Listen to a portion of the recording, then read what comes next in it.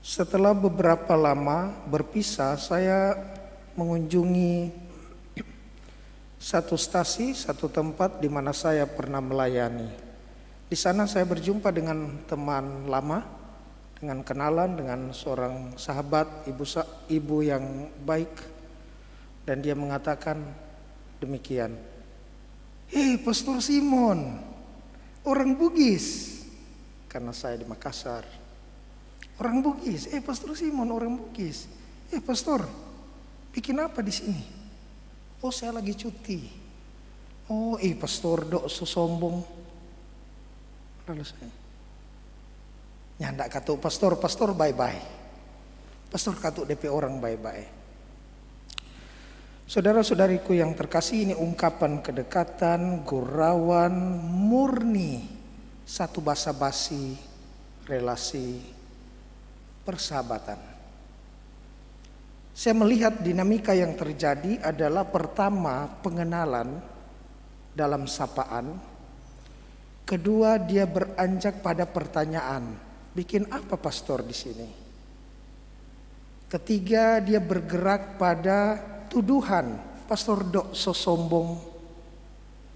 Keempat dia berakhir pada pengakuan, nyandak katuk pastor DP orang bye-bye. Saudara-saudariku yang terkasih, dalam Injil kita menemukan bagaimana dinamika yang kurang lebih sama terjadi ketika roh jahat berteriak kepada Yesus. Ia berteriak dengan suara keras, "Hai engkau Yesus orang Nazaret, apa urusanmu dengan kami?" Pertanyaan. Pertama sapaan. Lalu ketiga, setelah pertanyaan apa urusanmu dengan kami, lalu tuduhan, engkau datang hendak membinasakan kami. Setelah itu berakhir pada satu pengakuan, aku tahu siapa engkau. Engkaulah yang kudus dari Allah. Saya tidak mengatakan bahwa kenalan saya, sahabat saya ini adalah seorang ibu yang lagi kerasukan setan, tidak. Atau dia sama dengan setan, tidak. Tetapi saya hanya ingin mengingatkan kita dari peristiwa pengalaman saya pribadi dan bacaan hari ini bahwa setan pun kenal, tahu, akui siapa itu Yesus. Setan pun masuk rumah ibadat, mungkin kalau sekarang masuk gereja kayak begitu. Di mana setan masuk gereja?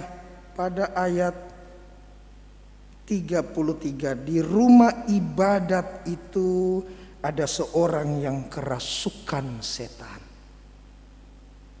Di rumah ibadat, saudara-saudari yang terkasih dalam Tuhan, mungkin kita mulai bertanya, pastor sekarang tidak ada setan yang lagi menghempas-hempaskan tubuhnya, menggoyang-goyangkan badannya.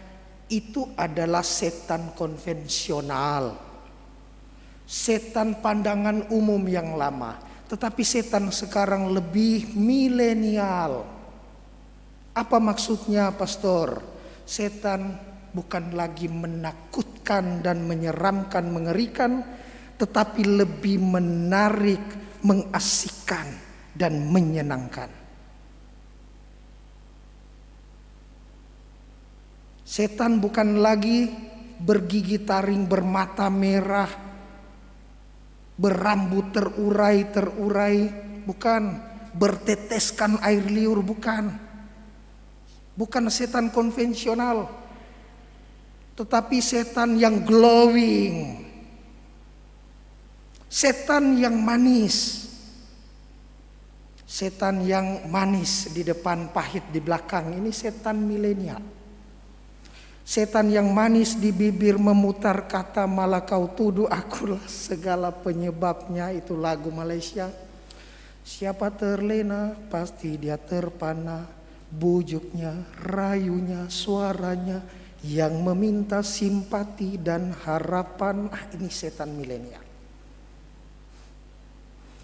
Saudara-saudariku yang terkasih, maka kita diminta sebagai anak-anak terang, anak-anak siang, berjaga-jaga dan sadar.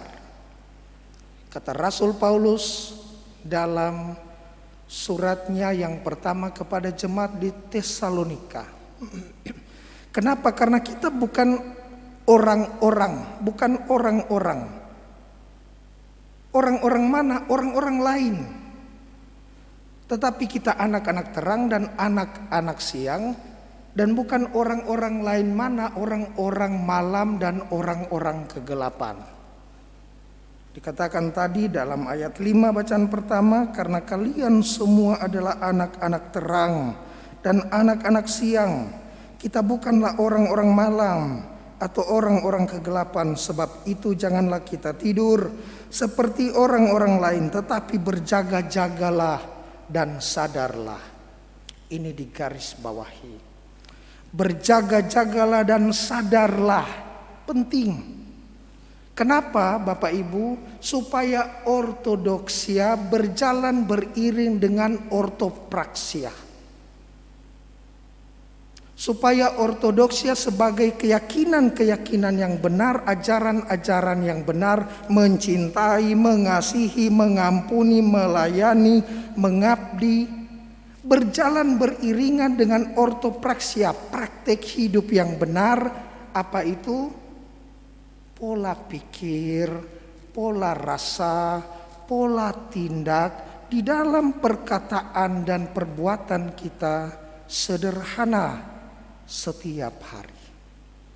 Maka dengan begitu kita menjadi anak-anak terang yang senantiasa bukan saja tahu, kenal, akui Yesus. Setan pun tahu, kenal, akui Yesus. Diingatkan kepada kita tentang Tuhan itu satu. Yakobus 2 ayat 9 katakan, kalau kau cuma bilang Tuhan itu esa, Tuhan satu, ingat pun setan itu mengakui Tuhan itu satu. Saudara-saudariku yang terkasih, kita mohon rahmat Tuhan agar supaya dalam segala kehidupan kita setiap hari kita senantiasa sadar dan terus berjaga-jaga. Semoga demikian.